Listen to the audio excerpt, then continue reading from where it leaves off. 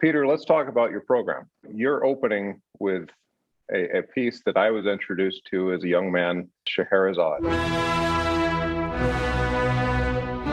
And this is, to me, a gateway drug to symphonic repertoire. Once you've heard this music, you want more. Tell us about this work and why you picked it. Well, it's funny you go back to your youth, because it's exactly, most of us go back to our youth, I guess, if we lived with music as kids. And this was being played constantly in my house. And of course, since I started playing the violin when I was very young, and it's got all these incredible violin solos, I always loved it. But there's also something about the melodic material and the exotic quality of this music and the incredible rhythmic drive and the narrative. The whole narrative is just fantastic. You can just imagine so many things going through your mind when you listen to it.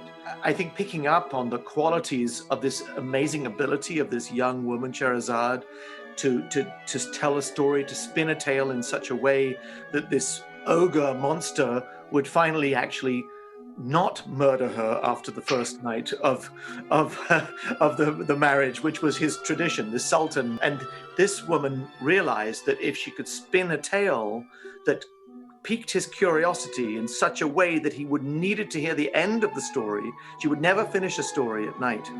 She would always keep the suspense.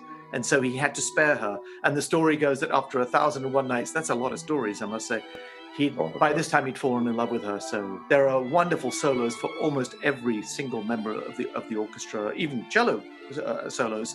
I think more than any other piece, it showcases so many different colors of the orchestra and so much intensity of the different emotions that come through this piece. So it's a really great work for a first-timer to hear. So Peter, on the program, you have a composer that I think our audience is not familiar with, and that's a woman named Florence Price.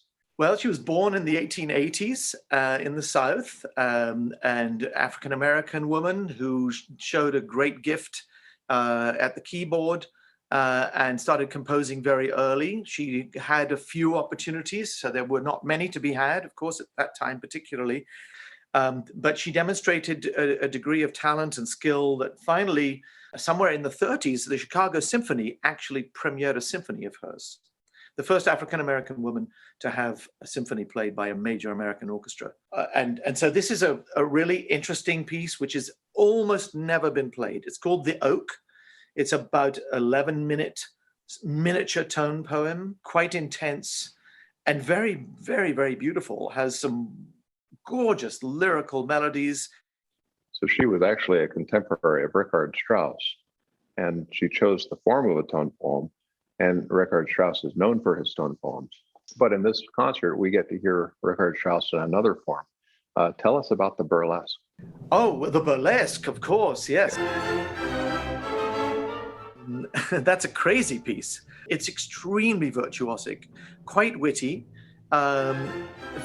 flamboyant, I think is the best word. It's a really youthful expression of what it is to play flashily at the piano. Well, of course, I look forward to being in the presence of the wonderful musicians of the Kansas City, because they're the most giving, expressive musicians with phenomenal skill. And they play in one of the greatest concert halls in this country, if not in the world, frankly. It's just the most phenomenal thing that has been created in Kansas City.